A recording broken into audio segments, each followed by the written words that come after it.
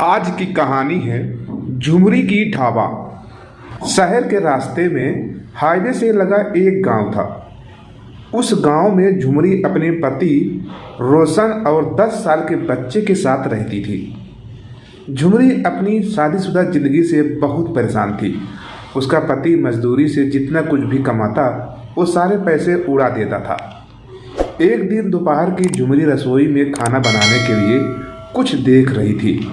झुमरी, इस डिब्बे में तो कुछ नहीं है, अब तो दाल चावल भी नहीं बचा, आज मैं खाने में क्या बनाऊंगी।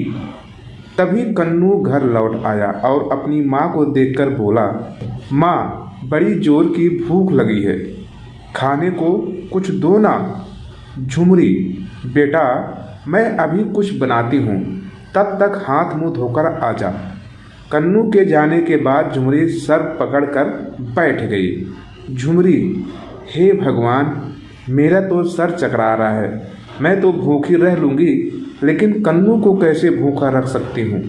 तभी झुमरी ने कुछ सोचकर रात के बचे चावल को बचे हुए मसालों के साथ फ्राई कर दिया और कन्नू के आने पर उसे परोस दिया। झुमरी मन में कहती है, ऐसा कब तक चलता रहेगा, मुझे इन्हें किराना लाने के लिए बोलना ही पड़ेगा। शाम को जब उसका पति घर लौटा तो झुमरी ने उसे शराब के नशे में देखा। झुमरी, आज फिर आप शराब पीकर आए हैं? सारा पैसा आप शराब में उड़ा देते हैं, घर का सारा राशन भी खत्म हो गया है, कम से कम आप जाकर दुकान से सामान तो ले आइए। रोशन, सामान कहाँ से ले आकर आऊँगा, सामान कहाँ से लेकर आऊँ, मेरे पास कोई पैसे नहीं हैं, समझी। झुमरी, लेकिन आपको परसों ही तो तनख्वाह मिली थी, आपने सारे पैसों का क्या कर दिया। घर का राशन लेकर आना है, कन्नू की स्कूल की फीस भी भरनी है। रोशन, मेरे पास इतने पैसे नहीं हैं, कन्नू को स्कूल जाने की ज़रूरत नहीं है, समझी। मैं तो कब से कह रहा हूँ उसे मेरे साथ काम पर भेजा करो, लेकिन तुम्हें तो उसे पढ़ाने लिखाने की धुन सवार है।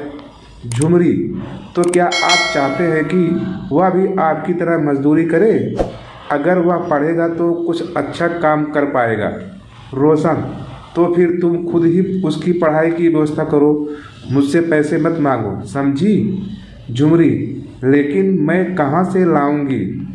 इस तरह कई दिनों तक झुमरी और रोशन के बीच बहस होती रही। रोजाना रोशन शराब पीकर आता और झुमरी और कन्नू को बुरा भला कहता। अब तो वह झुमरी पर हाथ भी उठाने लगा। पैसे और राशन की कमी से कन्नू को भी कई बार भूखा ही रहना पड़ा। एक बार कन्नू कमजोरी से बेहोश हो गया। उसी दिन तंग आकर झुमरी ने घर छोड़कर जाने का फैसला कर लिया और अपनी बहन रमा के पास जाकर कुछ मदद लेने की सोची। झुमरी ने अपनी बहन के घर पहुंचकर अपनी आपबीती बताई। झुमरी, कुछ भी करो दीदी, मुझे तो बस कन्नू की स्कूल की फीस और कन्नू के 2 वक्त का खाना चाहिए, मैं कुछ भी करने को तैयार हूँ। रमा, झुमरी, तूने उस शराबी को छोड़कर अच्छा ही किया, तू चिंता मत कर, तेरे जीजा जी का रेस्टोरेंट है, वह तुझे कोई न कोई काम दे ही देंगे। हाँ, राहुल, रमा का पति। झुमरी, तुम कुछ वक्त के लिए यहीं रह सकती हो, मैं तुम्हें रेस्टोरेंट में काम दे दूंगा और उस काम की पगार भी दूंगा, ठीक है। झुमरी, मैं यहाँ रहकर आप पर बोझ नहीं बनना चाहती, अगर रेस्टोरेंट में कोई कमरा हो तो आप मुझे वहीं रहने की इजाज़त दे दीजिए, बदले में मैं रात में सफाई भी कर दूंगी और वहाँ पहरा भी होता रहेगा। राहुल झुमरी की बात मान लेता है और दोनों को रेस्टोरेंट के कमरे में रहने की इजाज़त दे देता है। झुमरी वहाँ काम करने लगती है। एक दिन रेस्टोरेंट का रसोइया बहुत बीमार पड़ गया और उसकी जगह राहुल को तुरंत कोई दूसरा नया रसोइया नहीं मिल रहा था। तब झुमरी राहुल को परेशान देखकर बोली, झुमरी, जीजा जी, अगर आपको कोई परेशानी न हो तो आज का खाना मैं तैयार कर देती हूँ। राहुल के पास कोई चारा नहीं था। और ग्राहक के आने का वक्त हो चुका था। राहुल ने झुमरी को खाना तैयार करने के लिए कह दिया। रेस्टोरेंट में 4 आदमी एक टेबल पर आकर बैठे। राहुल उनका ऑर्डर लेने गया। आदमी, भैया 1 प्लेट कढ़ाई पनीर, 15 रोटियां, दाल मखानी और बाद में 1 प्लेट चावल ले आना, ठीक है? राहुल ऑर्डर लेकर झुमरी को खाना तैयार करने के लिए बोलता है। थोड़ी ही देर में वेटर उनके सामने खाना लगा देता है। खाने के पहला निवाला खाते ही उस आदमी ने कहा, आदमी, अरे वाह राहुल भाई, आज आपके खाने की तो बात ही अलग है। क्या लजीज स्वाद है भैया। आहा। दूसरा आदमी, हाँ भैया, पनीर की सब्जी तो बहुत ही लाजवाब है भैया। राहुल यह सुनकर बहुत खुश हुआ। उसने अंदर जाकर झुमरी से उसके काम की तारीफ की। राहुल, वाह झुमरी, तुम तो सच में छुपा रुस्तम निकली। क्या खाना बनाया है। ग्राहक बहुत खुश थे। बहुत बढ़िया, बहुत बढ़िया। झुमरी, बस दिल से बनाया जीजा जी, उन्हें अच्छा लगा, बड़ी अच्छी बात है। उस दिन हर ग्राहक ने खाने के टेस्ट की बड़ी तारीफ की।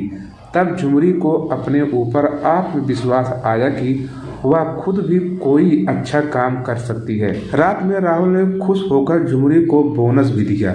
6 महीने में झुमरी ने इतना पैसा जमा कर लिया कि वह खुद भी एक छोटा सा काम शुरू कर सके। उसने एक दिन राहुल से कहा, झुमरी, जीजा जी, अब मैं खुद अपना छोटा सा ढाबा खोलना चाहती हूँ। कन्नू भी बड़ा हो रहा है और मैं उसे आगे पढ़ाई के लिए शहर भेजना चाहती हूँ। राहुल, यह तो बड़ी अच्छी बात है कि तुम कन्नू को खूब पढ़ाना चाहती हो, लेकिन ढाबा खोलने के लिए एक अच्छी जगह की भी ज़रूरत होगी। मैं इस मामले में ज़रूर तुम्हारी मदद करूँगा, ठीक है? झुमरी, जीजा जी, आपने और रमा दीदी ने मुझ पर जो एहसान किया है उसे मैं कभी नहीं भूलूंगी। कुछ ही दिनों में राहुल ने एक छोटी सी जगह किराए पर झुमरी को दिला दी और तब से चल पड़ा झुमरी की ढाबा। झुमरी के खाने के स्वाद ही महक धीरे धीरे बढ़ती ही जा रही थी। वहाँ से आने जाने वाले अक्सर उसके ढाबे में खाना खाते थे। ग्राहक, वाह झुमरी, बड़ा बढ़िया खाना बनाती हो तुम और साफ सफाई भी पूरी रखती हो, बड़े अच्छी बात है। झुमरी, धन्यवाद आपका। झुमरी के ढाबे के पास फास्ट फूड के 2-3 ठेले के मालिकों को परेशानी होने लगी, क्योंकि अब उनके ग्राहक भी झुमरी के ढाबे पर जाने लगे थे और उनकी कमाई पहले की तरह न होकर कम हो गई। वह तीनों ही शाम साथ बैठकर चर्चा कर रहे थे। पहला ठेले वाला, अरे भाई, जब से यह झुमरी की ढाबा खुला है बहुत नुकसान होने लगा है भाई। दूसरा औरत, हाँ चाचा जी, आजकल मेरे ठेले पर कोई नहीं आता। तीसरा, इस झुमरी के ढाबे का कुछ तो करना पड़ेगा भैया, वरना हमारा तो धंधा ही चौपट हो जाएगा, है कि नहीं? दूसरा औरत, मैं कहती हूँ कि मेरे पास एक तरकीब है। वह तीनों धीरे धीरे बातें करते हुए झुमरी के ढाबे को लेकर प्लान बनाते हैं। अगले दिन झुमरी सुबह सफाई करके खाना बनाने की सारी तैयारी करके रखती है। जब वह काम से बाहर निकली तो वह फूड स्टॉल वाली औरत चुपके से कुछ मरे हुए चूहे ले जाकर दाल की कढ़ाई में डाल आई। कन्नू ने यह सब खिड़की से देख लिया और सब कुछ जाकर अपनी माँ झुमरी को जाकर बता दिया। कन्नू, माँ, वो ठेले वाली आंटी ने मरा हुआ चूहा दाल के पतीले में डाल दिया। झुमरी, क्या?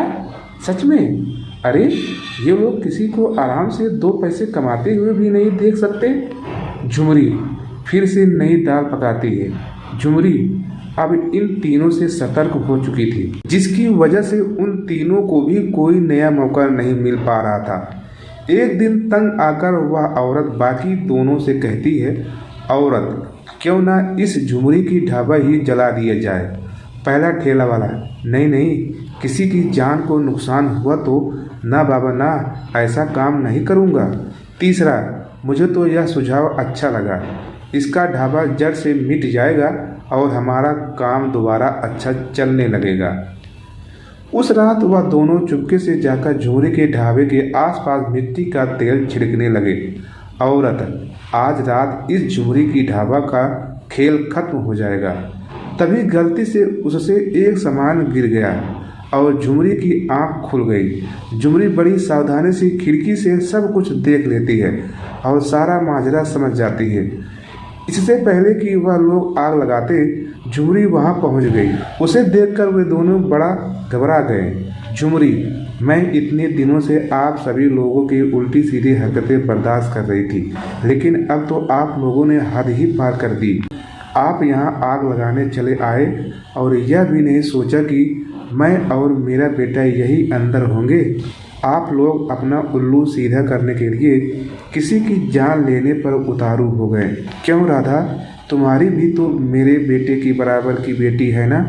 तुम्हारी बेटी और तुम्हारे साथ कोई ऐसा करे तो? यह सुनकर उस औरत और आदमी ने सर झुका लिया। झुमरी, अगर मेरे ढाबे से आपके ग्राहकों की कमी हुई है तो मेरे काम को खराब करने की बजाय आप लोगों को अपने काम को अच्छा करना चाहिए।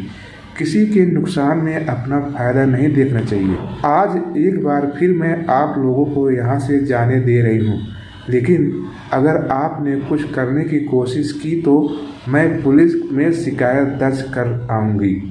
झुमरी की बातों से डरकर और शर्मिंदा होकर वह लोग तुरंत वहाँ से निकल गए, लेकिन बदले की आग से तीनों और ज़्यादा बिलबिलाने लगे। एक शाम को नहर के किनारे दोनों ठेले वाले शराब की बोतल हाथ में लिए झुमरी के ढाबे की तरफ जा रहे थे। पहला, इस झुमरी को ऐसा सबक सिखाएंगे कि जिंदगी भर याद रखेगी भाई। दूसरा, उस दिन की बेइज्जती अब तक मेरे दिमाग में घूम रही है भाई, इसको आज नहीं छोड़ूंगा मैं। शाम के खाने का वक्त था। झुमरी अपने ढाबे पर बैठे ग्राहकों को खाना खिला रही थी। ग्राहक, मज़ा ही आ गया खाने में आज तो। क्या दाल मखनी बनाई थी आपने, 2 दिन तक स्वाद नहीं जाने वाला।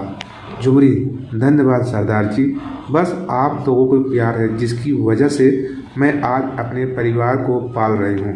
सरदार, अच्छा बहन जी, चलता हूँ। अब मैं 12 बजे तक मैंने अपने गाड़ी हिमाचल तक पहुँच रही है। ओए छोटू, चल जल्दी शीशे पे कपड़ा मार। और ट्रक वाला वहाँ से चला जाता है। सरदार गाना गाते हुए, ओह मैं निकला गाड़ी लेके सड़क पे, एक मोड़ आया मैं गाड़ी अपनी छोड़ आई। उसके कुछ ही देर बाद वह दोनों ठेली वाले झुमरी के ढाबे पर आते हैं। पहला आदमी, अरे झुमरी, बहुत मचक रही थी उस दिन। हाँ, आज तेरा हिसाब बराबर करने आए हैं, समझी। झुमरी, उस दिन तुम लोगों को पुलिस के हवाले कर ही देना चाहिए था। तुम लोग सीधे तरीके से बात नहीं मानने वाले। दूसरा आदमी, आज तुझे बगल वाली नहर में धकेल कर तेरा किस्सा खत्म कर दूंगा मैं। ढाबे पर खाना खाने वाले सब लोग तमाशा देखने लगे, लेकिन कोई उन शराबियों को रोकने की हिम्मत नहीं कर पा रहा था। दोनों आदमी झुमरी से बदतमीजी करने लगे। तभी ढाबे पर एक ट्रक आकर खड़ा होता है। ट्रक वाला, ओए बेवड़े, इधर आ, उधर अकेली औरत पर क्या धौंस जमाते हो। हाँ। पहला आदमी, अरे तू कौन है बे, तेरी तो हड्डी पसली एक कर दूंगा, चल निकल यहाँ से। ट्रक वाला, ओए तेरी माँ ने मासी की आँख। ओए रुक, तू रुक। सरदार जी तभी उसे एक हाथ से दबोच लेते हैं और अच्छे से धुलाई कर देते हैं। सरदार जी, बैठ जी, अब जमाना बदल गया है, अपनी रक्षा खुद ही करनी पड़ती है। उठाओ डंडा और शुरू हो जाओ। तभी झुमरी गुस्से से पास ही पड़ा एक डंडा उठाती है और दोनों शराबियों की पिटाई करना शुरू कर देती है। पहला आदमी पीटते हुए, अरे बचाओ भैया, कोई तो बचाओ, छोड़ दो, मुझे माफ़ कर दो। तभी वहाँ पुलिस आ जाती है और दोनों शराबियों को गिरफ्तार कर लेती है। सरदार जी, ओह आओ साहब, और ले जाओ दोनों कमीनों को, बाकी की खातिरदारी थाने में कर देना। पुलिस वाला, अरे चल, थाने को बहुत गर्मी चढ़ी है, आज आन मिलो सजना करता हूँ। सरदार, ओए बहन जी, वो तो अच्छा हुआ कि मैं अपनी पगड़ी यहीं भूल गया, जो उसे वापस लेने आ गया, नहीं तो न जाने क्या अनर्थ हो जाता। इसके बाद झुमरी ने अब किराए की जगह खुद की ज़मीन लेकर अपना ढाबा बना लिया और उसका ढाबा दिन रात तरक्की करने लगा। झुमरी ने कई लोगों को काम पर रखकर उन्हें रोजी रोटी का साधन दिया और अपने बेटे को भी अच्छी शिक्षा के लिए शहर भेज दिया।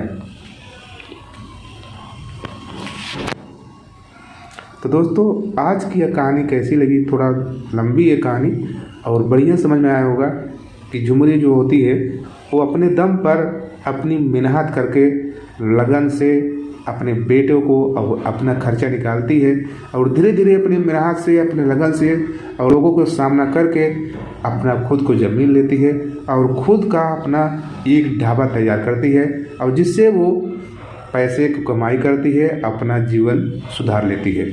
तो दोस्तों, जीवन एक ऐसा नैया है जिसको में आपको लड़ना पड़ता है, संघर्ष करना पड़ता है। अगर आप डर गए तो आप जीवन नहीं जी पाएंगे, अगर नहीं डरे आप उसको रौंदते हैं तो आप जीवन जीने के लायक हो जाते हैं और अच्छी जीवन लेते हैं। क्योंकि इस दुनिया में अगर कोई संघर्ष करता है तो ज़रूर सफल होता है। तो दोस्तों, बस इस कहानी के माध्यम से मैं यही कहना चाहता हूँ कि आप भी कोई भी काम करिए तो पूर्ण रूप से लगन से करिए, बशर्ते आप लगे रहिए उस पर और बाकी फल देने वाला ऊपर वाला होता है दोस्तों। तो बस आज की वीडियो में इतना ही। अगर अच्छी लगे हो तो लाइक एंड सब्सक्राइब आप लोग जरूर करिएगा दोस्तों। तो मिलते हैं आप सबसे अगले वीडियो में, तब तक के लिए जय हिंद, जय भारत। दोस्तों, आप खुश रहिए और मस्त रहिए।